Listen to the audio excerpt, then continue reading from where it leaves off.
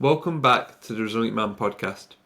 In this episode, Ick opens up about his journey through rejection, identity struggles, and near-death experience, and how he transformed them into resilience and purpose. Ick shares what it was like to be disowned by his father, walk away from university without a plan, and survive a life-changing car crash that forced him to confront his future. Through it all, he discovered the power of values, structure, and forgiveness in shaping a meaningful life. This conversation is proof that even the deepest rejection can become the foundation for resilience, clarity, and growth. Enjoy. Welcome to the Resilient Man podcast. Thank you. Thank you for having me, James. I really appreciate the opportunity to be on your podcast and to share hopefully some impactful insight to your audience.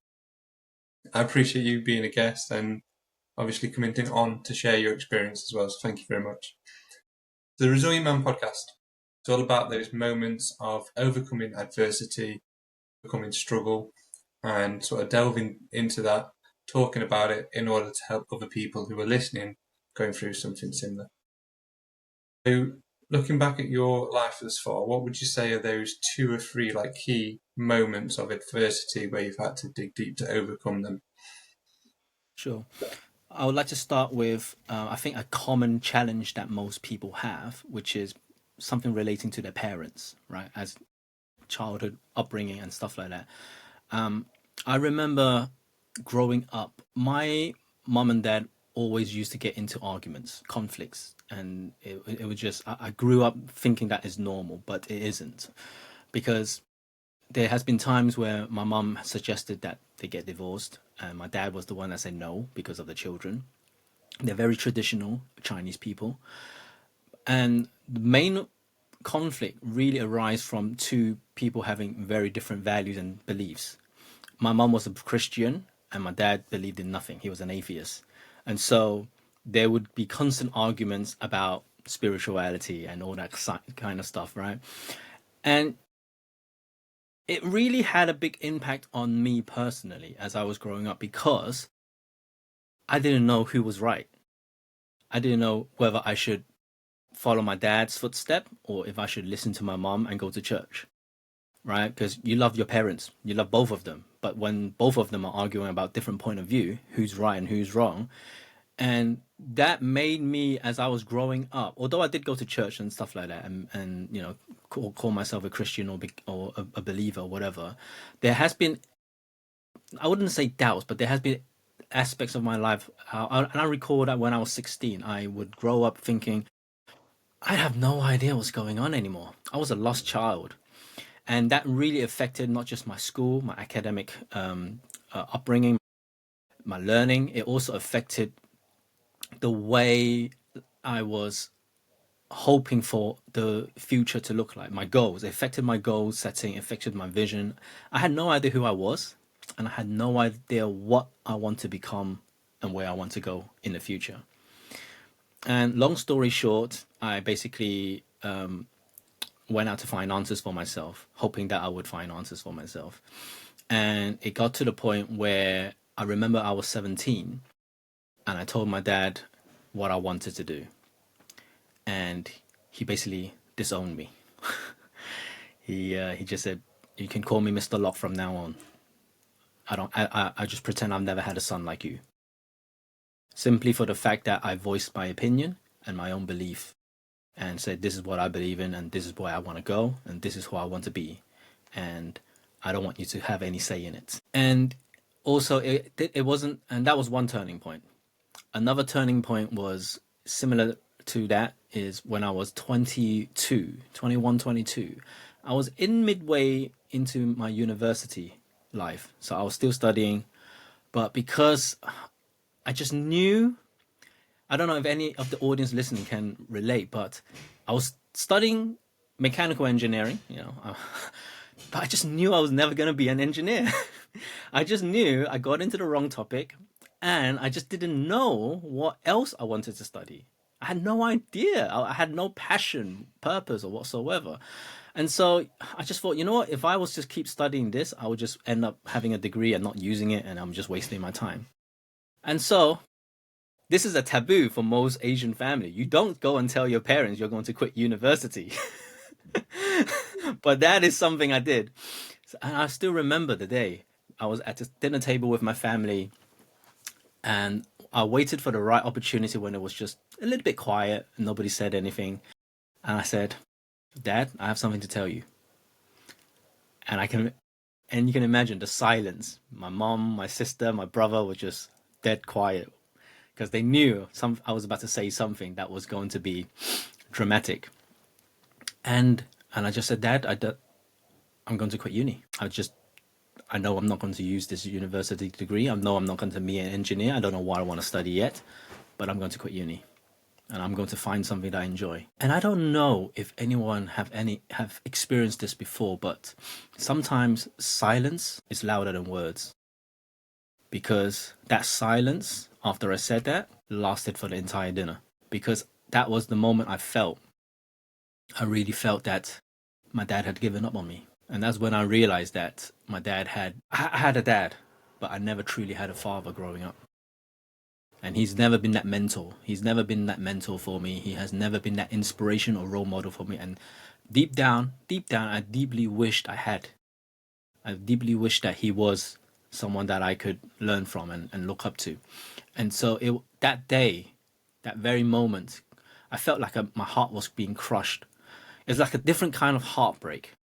Not like the kind in a romantic situation where you break up with your girlfriend and boyfriend. This was like a breakup with your parent. My heart felt crushed that night. And I remember shedding a tear in my bedroom afterwards, because I just didn't have any words to express how I felt. And I would say my major turning point was I still felt lost as a person, as an adult this time. So that was when I was 21, 22. My main turning point where my life completely changed over was when I was 27. And that was one day on a very icy road. I remember it was December in London. The road was very icy. And I was driving at 60 miles an hour, and I wasn't paying attention. I was driving a little bit too fast, and there was a sharp bend, and I turned the wheel, and my car skid. The car went to smash onto the lamppost. It broke the lamppost, and then it went to crash onto the tree. I even have pictures of it where the tree branch sliced through the bonnet, the bumper of the car, and fell down and crashed onto the passenger side. And luckily, I was the only person in the car. And at that moment, and you hear people say, right, in stories and in movies where they say, you know what, if you ever experience a life and death situation, you get like a flashback of your life. I actually saw that. I actually saw my life, my past flashback, and it felt like you're watching those cartoons, those old school 80 cartoons or those flip books. It's like, but it went really, really quickly. The spin lasted for I think about 2 to 5 seconds, but that flashback in my mind felt like a 20-minute movie where I just saw my whole life flash between me. And obviously, after the crash, I was out. I was out for I think about I don't remember how long, but about a minute or two, where my brain just shut down, and I woke up. The moment I woke up, I managed to breathe again. The moment I woke up, I felt like it felt like you're drunk. You know what you're doing, but you just feel drunk. And I managed to just somehow get out of that situation. Thankfully, my friends were behind me in their own car, and they saw what happened, and then they called the ambulance. And I went. The miracle was that I went to the hospital and I had no serious injury, just a whiplash. And it was that day, James, I promise you, it was that day where I said to myself, I don't know, I don't want to die. I felt like I was going to die that day, and I had during the flashback, I also saw glimpses of my future, of my vision. I saw the funny thing was I saw myself standing on stage talking to thousands of people. I had no idea what was going on, and I saw images of me with friends and families together, enjoying life somewhere. And I just felt like, you know what, this is the life I want. It felt very vague but clear at the same time. It felt like a premonition, like a calling, but I couldn't see the picture properly. And I said, I don't know how I'm going to get there, but I'm going to get there. As in, that was the day I decided that, you know what, no matter how lost I am right now, I'm going to make sure I find an answer. I am going to find my life's purpose. I'm going to find my passion. I'm going to find my vision. I'm going to find my mission. I'm going to find out the reason why I am here on this planet Earth. Because I truly believe that every single one of us, we're not just here born to be another normal person, work, pay tax, start a family, and die.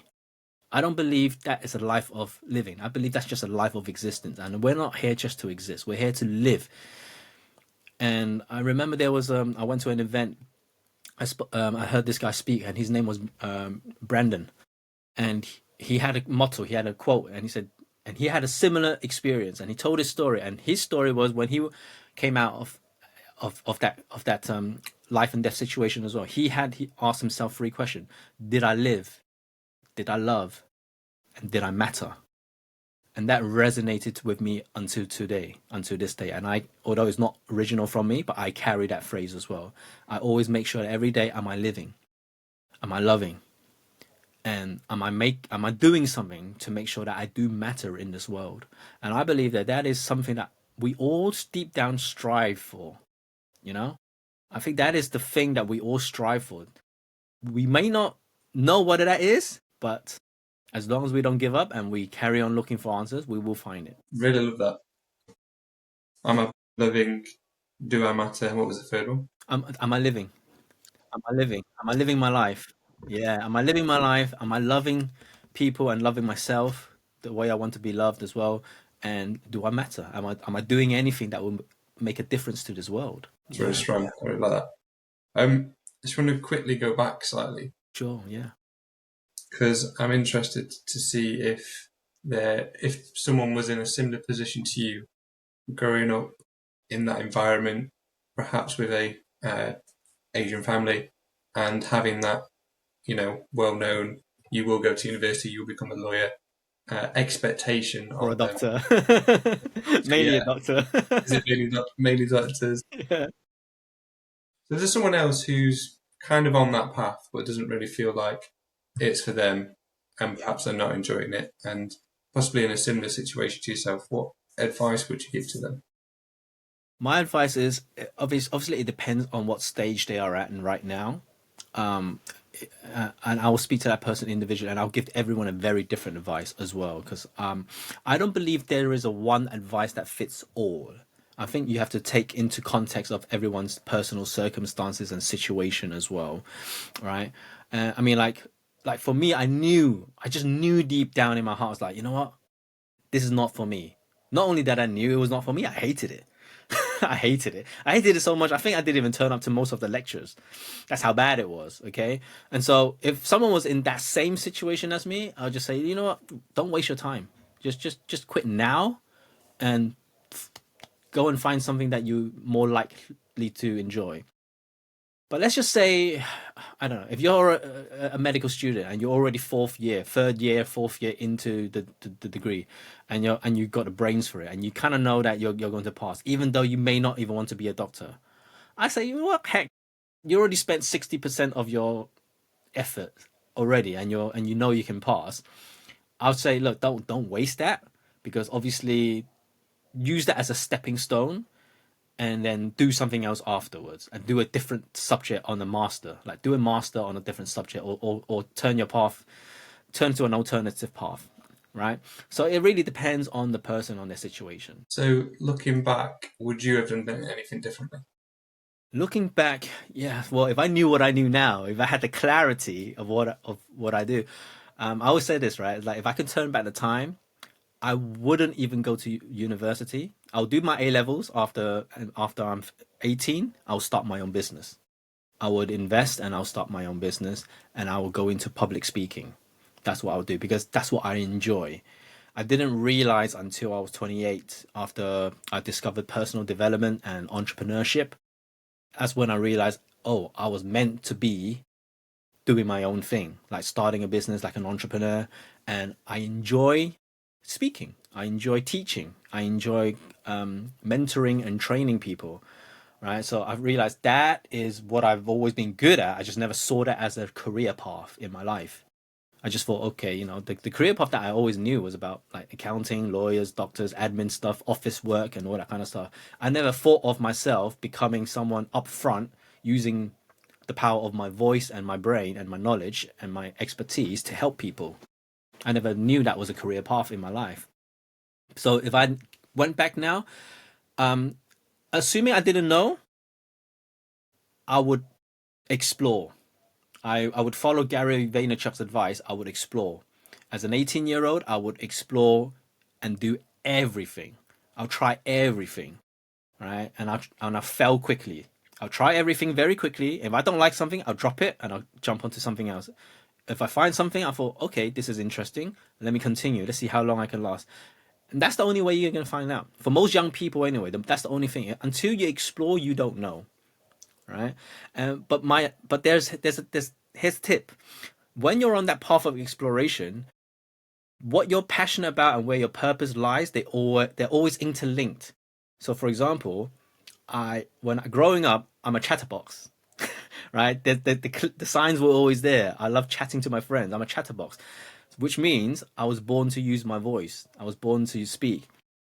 And no surprise, training, speaking, teaching, coaching, they're all aligned, they're all interlinked, they're all using the same instrument, my voice, right? So I would say find out what it is that you enjoy and then trying to find a common theme. Try to find an interlink between that and something that you can make money from. I love that. Is that a similar process to what you did after that car crash to get to where you are now?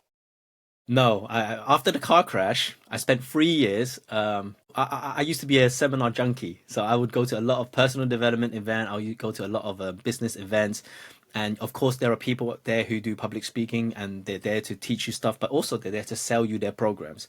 I would buy everything, right? So I was one of those people because I was exploring. I was exploring. I would buy everything to see whether I would enjoy it or not. So everything that is relating to making money or entrepreneurship, I've pretty much done it. I've done forex trading. Didn't like it. Knew I found out I sucked at trading. I was not born to be a trader. I didn't have the patience for it. I did network marketing. And I realized, well, if I'm putting that much energy into someone else's business, which is not really your business, I might as well do my own business and build my own team. So I realized that's not really much worth it. I did property investing as well. Realize I hate managing properties. I really hate dealing with the hassle of flipping properties and managing and finding tenants and stuff like that. I really hated it. I'm more of a silent investor, like stop buying stocks and just leave it there and don't touch it. So I did a lot of different things. I really did, and it wasn't until I narrowed it down to I love leadership. I love starting businesses, right? I love one of the things that made me realize that I was really interested in business was when I had many mentors, business mentors, and when they teach me about business, I would be really absorbed. I would be really focused. I'm actually interested in learning rather than instead of comparing it to mechanical engineering, for example. Right, so I knew I had a really strong interest in starting businesses and helping other people start their business as well. So there was that one, and that's what I found out in commonality was that leadership and entrepreneurship, they go hand in hand, because to be a good business owner, to be a good entrepreneur, you need to be a good leader, and it's all about growth. It's all about personal development. It's all about continuing to be that student and to learn, continue learning and continue growing and continue to be a great role model and leading other people as well. So it took me a very long time. I would say 3 to 4 years to find my true path. Was it worth it? Absolutely. Did I spend a lot of money doing it? Yes, absolutely. And which is why I don't want other people to go through what I've gone through, because now there are shorter paths towards doing it. I mean, and that's what I'm here for. I could tell them the shortcut towards finding their passion and purpose. Perfect. Okay, so one of the questions I had, just going back again slightly, what changes did you make in your life after that car crash since before? The change I made in my life was there are many changes. First of all, A lot of people say this, okay? I'm not the first person to say this, but you are the average of the 5 people you hang out with. Who you hang around with really does make a big impact. And so, I mean, I wouldn't say that I used to hang out with bad people, but I hang out with a lot of people that would just every week go to the club, go to the bars and drink, get drunk, and we like to be young, right? There's nothing wrong with that. But I realized that if I really wanted to succeed in life, don't forget I was 27, 28 by then. I didn't really have much time. Most of my youth, I already partied on my youth. I was ready to get serious, and so I didn't exactly say I cut out my friends. I would just say that I'd spend less time with them, and I even told them that. My friends would call me every weekend and say, "Hey, Ike, you want to go out for a drink?" And I say, "Bro, this is what I'm doing now. I'm planning to start a business, and I'm really serious about it. And in order for me to be focused and to be successful, I will need to stop this kind of lifestyle for maybe temporary or maybe forever." And say like, unless it's your birthday, don't call me out. And the good thing is, if they're your true friends, they will respect that. And most of my friends basically just, yeah, they realize what I'm doing, and they actually don't invite me out anymore. Right? They stopped inviting me out. And so there's less of a temptation. And unless it's someone's birthday, then of course I'll show up for a bit. And so for me, it was about not just doing that, but also finding the right people as well. I needed to find people on the right journey with me, and that's when I found my business partner, Jono. I found a lot of great friends, really good friends who are also they're coaches, they are business people as well, they're entrepreneurs, and they're also doing something for themselves in their own life. And so when you hang out with those people who are on the same journey as you, they will lift you up. Right? When the tides go up, all boats rises. So that's one, and also finding the right mentors also help. Making sure that you find not just one, but a couple of mentors with the right values. They really help because they're the one that will kick your ass. They're the one that will say, "Hey, you know what? When are you going to get your stuff together?" Right. So we call that structure. You need to change your structure, right? You need to change your environment, and people plays a big part in your environment. Right. So people, and structure your work environment and all that kind of stuff is really, really important. So how would someone go around and try and find their own crowd, those 5 people? First of all, you need to find out what your values are. Okay. You need to identify, you need to be aware of what your personal values are, because if you hang out with people who don't have the same value as you won't click. There won't be, not only do you not click, there will be conflict as well. There will be arguments. There'll be things that you guys will disagree with. So, for example, me and Jono, our values are very very similar, if not almost identical. Our values are integrity. Our value is freedom of choice and the ability and the willingness to grow. Right. So, and we're all about transparency as well and confidentiality. So, I like to hang out with the same people who have similar values to us, who maybe integrity may not be one of their values, but if they say they're going to do something and they do it, they're reliable. It shows that, okay, you know what, I can hang out with you, right? So it's about knowing yourself first. If you don't know yourself, you're not going to know your enemy. It's impossible. If you it's that catch-22, right? If you don't even know what the hell you want, how are you going to go out and find and buy it? And it just doesn't work. You have to find out what the hell you want. It's very similar. You need to be self-aware. It always starts with us. It starts with the inner work, and what I call inner leadership. Right? If you want to lead others, you must lead yourself first. I love that. If you want to lead others, lead yourself first. Exactly. Like it. So how does someone, what's the process of like determining what your values are? I have a quick exercise that everyone can do. All right. I'm happy to share this with them now. Basically, the quickest way to find out your value is if you just go on Google and type in top 50 core values. You find any page, go into any page, and they will just have a bunch of values. You can even use ChatGPT these days, right? AIs, and just say, "Hey, ChatGPT, tell me what are the top 150 core values of human beings," and they will tell you. My advice is, out of the list of 50 or 100, like, because there are many values out there, Look for the core values that resonates with you the most, that you think that is important to you. Pick no more than 10 to 20, write them all down, like just note them down. Like you want to filter the list. And then from the filtered list, you want to narrow it down even more to the top 5, giving them a score. All of them a score, and you want to choose the top 5 values that you think that they're the top 5 most important to me. And this is how you determine what is important to you and whether it's your value or not. Your value is what annoys you if other people don't have it. Okay, so for example, most people say honesty is a value that they have. I always challenge that. Why? Because I say, well, if someone lied to you, does it piss you off? Even if it's just a simple white lie. And most of them will be like, if there's a justifiable reason and they told me a white lie for, yeah, I'll forgive that person. Then it means that actually honesty is not that important to you. There are people that I do know that they cannot stand anyone lying to them at all, even if it's a white lie and there's no excuses for it. No matter what your excuse is, they won't accept that as that lie. And these are the people who truly live by their value. They truly value honesty, and they're the type that would never lie as well. They absolutely never lie. They won't even tell a white lie, right?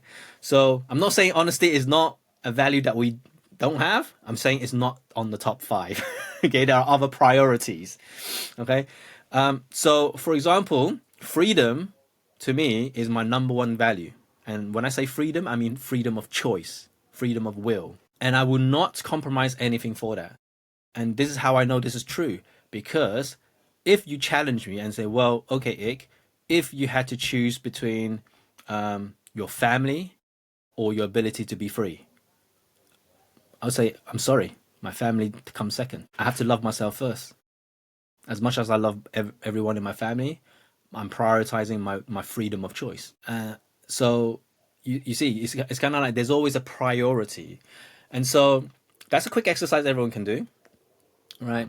And the best thing to do is just speak to your friends as well. Another way to find out, speak to your friends and say, hey, James, you've known me for 5 years, 10 years now. I'm sure you know me quite well. These are my top 5 values. Do you think they're accurate? Do you think they really, truly represent me? Or would you challenge me on them? Right? Because sometimes our friend will see things that we can't see as well. So I hope that helps. Give it a try, guys. Yeah, no, definitely. Just to quickly summarize then, you can go online, look at the values, find out which ones that resonate to you. Yeah. Those like top 10, 20. Yep. Almost score them in a numbering system to get the top 5. And then you can always cross-reference that with people, around you to see if That's it right. marries up. And there are also other ways to identify the value. And I have this in my free training if anyone's interested as well. I could drop you the link later on. It's absolutely free. Where one of the videos I guide people through on how to identify their values, and there's 5 signs. One of them, for example, I remember on top of my head is just look at what you surround yourself with. Because what we truly value, we surround ourselves with. And like, look in your bedroom. If you look in my bedroom right now, I have a bookshelf full of books. That means I value learning. I value growth. I value learning. And if you have in your bedroom maybe pictures of your loved ones, maybe you value your loved ones. You value these friends and family, or you value. There are signs everywhere. Okay, so it's what we put in our personal space. Okay, where we have, Dr. John Demartini says it the best, where we have highest order is where our highest value is. Where we have chaos is where we don't prioritize. It's chaotic because we don't care. It's not important. If it's important to us, we do care, we organize. So look at in your life, where in your life are you most organized, and where in your life are you most chaotic? All right. And so have a look at that as well. And your values also, it falls into some of the 7.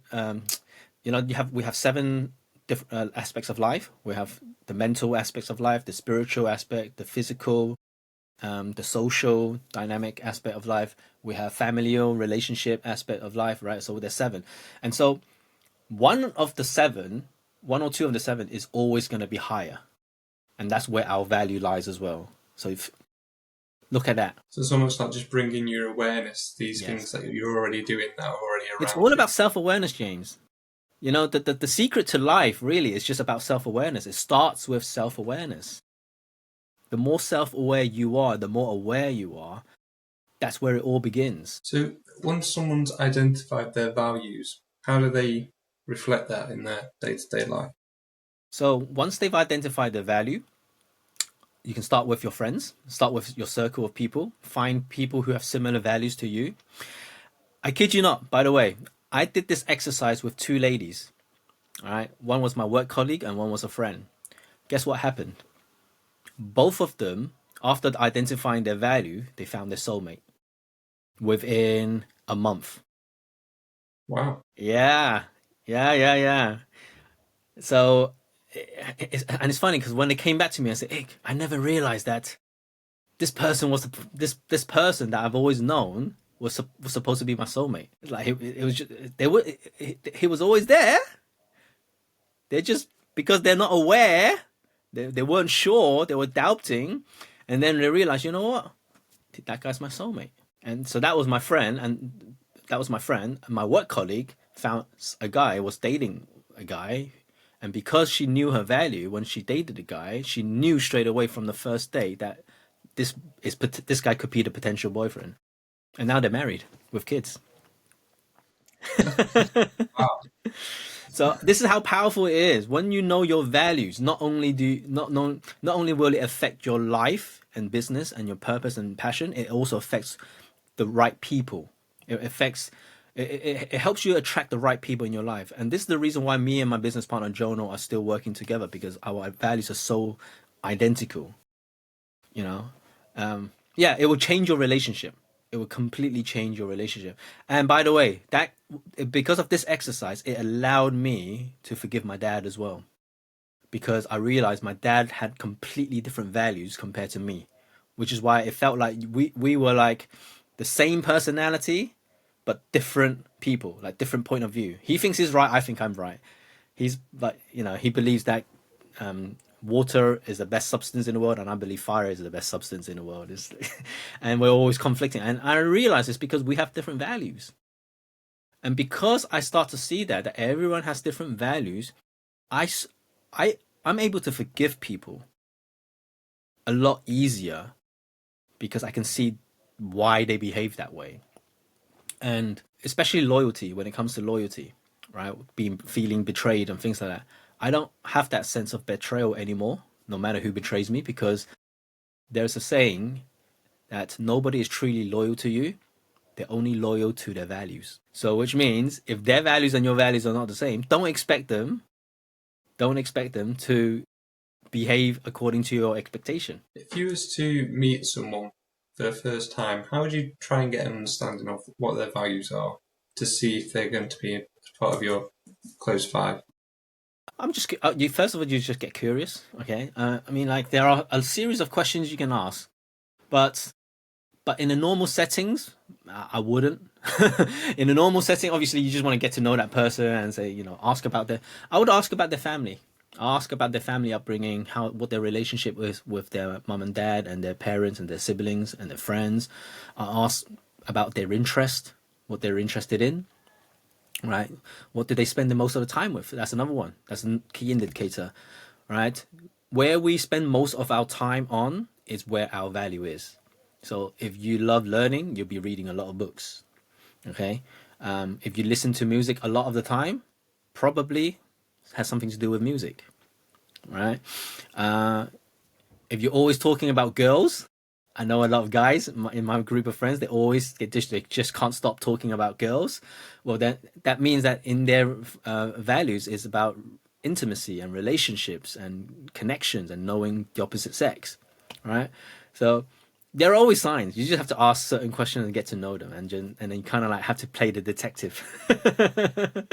So you have to make some assumptions, just some assumptions, and then you test the assumptions. Well, now you've helped me with this awareness. I'm going to have this in the back of my head. Yeah, exactly. But success leaves clues, but so do values. Value leaves clues. Love it. So, when did you start running your own business? What age was that? This was in 2015. So 2015. so I was working on the business since 2013, but we didn't launch until 2015. Okay. Yeah, so it took us 2 years to build the business from the back end because I was doing this while I was working full time, 9 to 5. Um, by the way, guys, this is my advice. If anyone's wanting to start their own business, make sure you know, don't just quit your job and start your own business, because starting up a business does require money. So you want to make sure that your personal finance is looked after before quitting your job. What's been your biggest struggle in running the business? Um, I have many struggles running my business. I would say overcoming my. We are always our own worst enemy, and for me, my worst enemy was number one has always been procrastination, and sometimes I still procrastinate to this day. And so, having the discipline to overcome the procrastination to do what we're supposed to do is one of my biggest challenge. One of the challenge I really overcame was sales, my ability to ask money from other people, because I really sucked. That was when we launched the business. It wasn't really successful, and it was really slow. And one of the reasons was because I just couldn't sell. I was just so bad at asking for money and receiving money. I had to really work on that. But that's me. That was my personal challenge that I managed to overcome. Now I'm really good at sales. I'm curious about procrastination, Hmm. and I feel like that's something that a lot of us sometimes struggle with, including myself. So, what do you have in place when you talk about the discipline or practice do you have in place to get yourself out of that procrastination cycle? Structure. It comes down to structure. So I'll give you a good example, right? I have my in terms of my 7 areas of life, the one where I really have most chaotic, like I don't value, is my physical health, which I should, because now I'm hitting at the age of where I really should be paying attention to my health. But because I'm really lazy when it comes to going to the gym or working out or exercise or anything relating to my health, because I don't value it as much, I need a lot of structure to make sure that I can overcome my procrastination. And so, for example, the only way that works for me is to have someone, a gym buddy, drag me out. Right. So having a person that you can rely on, whether it's a coach, a friend, or someone that will just kick your backside, that is a structure. So I say don't rely on your willpower. Rely on a structure that will force you into doing the job. If you think about structure, the reason why I use the word structure is because life is a structure. Everything in life is a structure. So if you look at how water flows, if you want the water to be stuck, what do? You create a dam, so the water doesn't go anywhere. So that's a stuck structure, right? If you want the water to go back and forth, you create a ring. So it's just spinning around in that pool, in that ring, and it might go back and forth, but it's not going to go anywhere. But if you really want it to flow, you need to create what we call a riverbed, where the riverbed really guides the water towards the sea. And that is the kind of structure you need in your life. You need to create structures around you where your energy can just flow into the vision, right? So, for example, if I really wanted to write a book, one of the best ways to write a book, take yourself out from the comfort of your home and go to the park somewhere with a book and pick up the pen and just write. Don't bring your phone, don't bring anything that can distract you. Just go out to the woods, go out to the park with a notebook and a pen, and you just force yourself not to go home until you write something down. And you just start writing. And then you have no choice but to guide the energy to writing the book, right? So getting rid of distraction, because distraction is a structure. Getting rid of distractions, taking yourself away from certain environment. So don't work from your bedroom. Work from a different space where it can help, right? Having the right team, right people. So every week, me and my business partner have a meeting. Sometimes I just feel like I don't want to have this meeting, but we'd have this meeting anyway, because while you're having that meeting, while I'm having that meeting with my friend, with my business partner Jonah, there's ideas going back and forth, and it brings energy. And the more energy there is, the more motivation and inspiration that drives me to taking action. All right.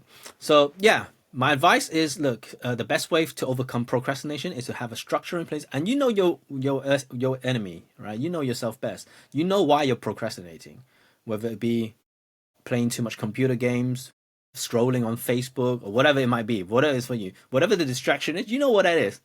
Get rid of it. Put yourself in an environment and have someone, a friend or someone that you can trust and rely on to hold you accountable. Start with that. So is it looking at the areas that are most chaotic, unorganized, and starting with the structure there, and then you can build that out? Yeah. I mean, and sometimes the thing is, procrastination can be a form of resistance, even if you value it. Even if, say, writing. Let's just say you're born to be a writer and you love writing, but then writers do get writer's block, right? Where did that come from? So sometimes, even though we are going for what we truly love and it's part of our values, is our mission, is our vision, we are going for it. There is an invisible force called resistance that will always push us back. Okay? And your job is to identify what that is. There is some sort of unconscious belief holding you back. Okay? It could be like, I could give you an example. It could be maybe you're supposed to create some content on social media, create a YouTube channel, for example. But deep down, there is this voice saying, "Oh my God, who am I to voice out my opinion?" Right? There's that deep voice, deep down in the voice that's saying, "Oh, you're not good enough yet. You want to be perfect." Right? You have to identify what that is. You have to name that devil. You have to name the devil. Otherwise, it's just going to be forever at the back, holding us back. So you recognize what it is, you name it, and then what was the next step from there? The next step is just accept it. Because now you know what it is, just accept it. As in, just like, okay, so what? Okay, deep down, I want to be perfect, but I know I don't need to be perfect. So what? Let's just do one video anyway. Let's just do one recording anyway. Let's just create the first video anyway and put that up there. I might get laughed at, okay, but so what? Right? James, the problem is most resistance that hold people back is either in the form of fear of rejection or form of judgment. The fear of judgment and the fear of rejection. I don't want other people to not like me. I don't want other people to judge me. That is the most common fear for most people when they are starting out. And if you can overcome that, if you can say, you know what the heck, so what? That is when transformation truly begins. I love the phrase, which is like, what's the worst that can happen? Yeah. Yeah. Posting a video online, what's the worst that can happen? Because I was in that same space 3 years ago when I was doing my coaching business and doing videos. Never really posted on social media before, but then it's like, what's the worst that can happen? I can always delete it. Worst case scenario, I delete it. Exactly. Exactly. So here's a really good thing, a fun exercise. Well, it might be fun for some, might not be fun for others, but a fun exercise everyone can do is, if you live in the UK, especially, every time you walk across a coffee shop called Pret a Manger, go inside, queue up, and just ask them for a cup of coffee for free, a free hot drink. And just say, obviously in a nice, polite way, right? Be normal, but go up to the barrister and say, "Hey, I was wondering if I could have a cup of coffee for free." They might say yes, they might say no. Why I say Pret is because I used to have a friend who works in Pret, and he tells me that every staff who works for Pret, they have an allowance of, I think, up to 5 coffee per day that they can give away to whoever they want for free. Yeah. And so you might be the lucky one. You might be the lucky one. What's the worst that can happen? No. But my advice is, if anyone who's listening to this and you try this exercise out, pay attention to what's coming up. When the moment you're asking for that cup of coffee for free, what's actually coming up inside of you? Maybe you might feel anxious, maybe you might feel fearful, or maybe you might feel awkward. Whatever that feeling is, that thought and feeling, pay attention to what is coming up for you, because that is a clear sign of what you are afraid of. That is a clear sign of what the resistance for you might be, because how you do anything is how you do everything. What holds us back in one thing tends to be the same thing that holds us back in everything in life. And if you can just find that little devil, grab him and toss him away, that's when transformation truly begins. and get a free coffee in the and you get a free in your coffee inbox. as a bonus. Right? I love that. So we've gone through a lot of really good stuff. One of the questions which I tend to ask quite a lot of the time, which I'm keen to get your answer, with this podcast being all about well-being, is I'm keen to know and understand what you do in order to maintain your own well-being and keeping it at a high standard.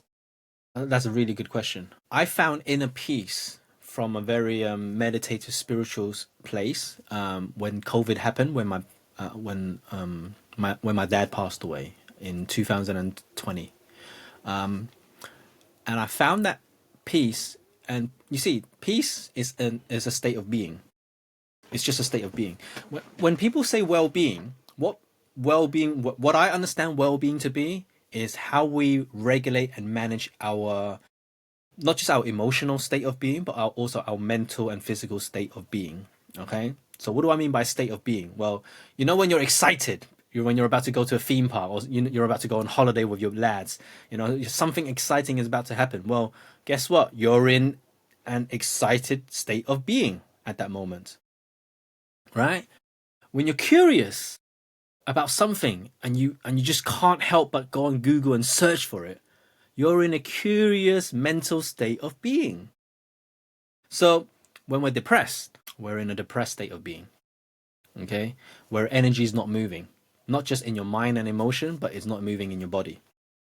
So when it comes to well-being, for me, I make sure that I look after not just the mental side of it, but my spiritual, emotional, and my physical. Okay? So I know for a fact that depression, I thought I used to have depression, but when I knew what depression was, what was driving depression, one of the main factors that was driving depression, for example, was you're not moving. If your body's not moving, your energy is not going anywhere. So find ways to move your body, right? Some exercise, light form, walk in the park, whatever it may be. Just make sure you don't sit at home and do nothing. Just make sure you walk, allow your body to move. That's one.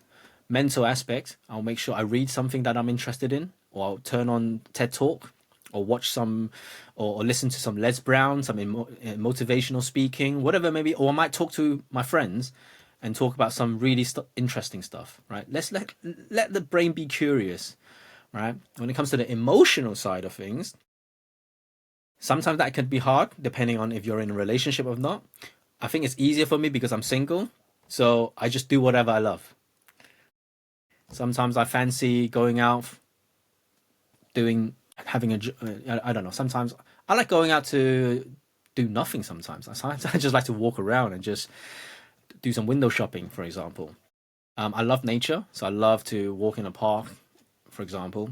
I would say do what you love is the most important thing to maintain your well-being, because the more you focus on spending your time and energy in what you love, the less you will have that energy focusing on the stuff that doesn't make you, well, that makes you unwell, basically, right?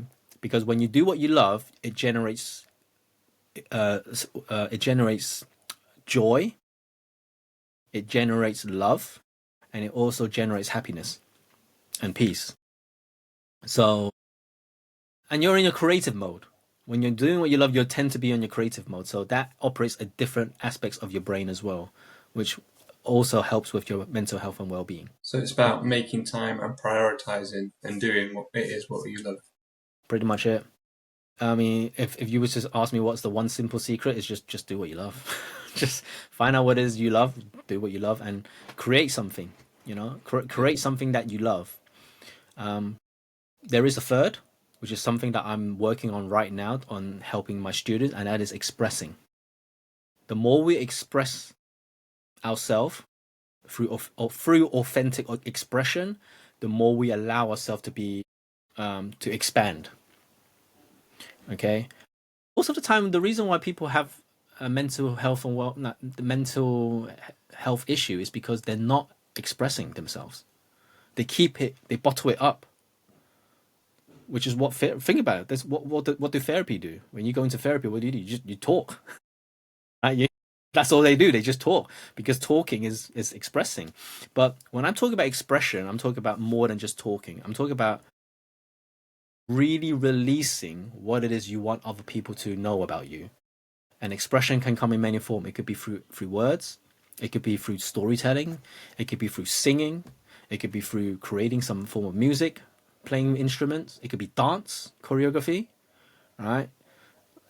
It could just be something like spending time with people. And I would advise that everyone find their own way of expression that they loved to express themselves in, and express more. And the more you express yourself, there is no way you're going to be there. It's just impossible for you to be unwell when it comes to mental health. It's impossible. The more you do what you love, the more energy you focus on what you enjoy and create something and express what you truly want to express, there is no room for anxiety, there's no room for depression, there's no room for anger. That's great. I love that. Great advice. To sort of start rounding off this podcast episode, Ick, I'd love to ask you our signature question. Okay. So the signature question is this: what does mental resilience mean to you? Mental resilience for me personally, I think it would mean for me, it means having the attitude of I don't care what people think.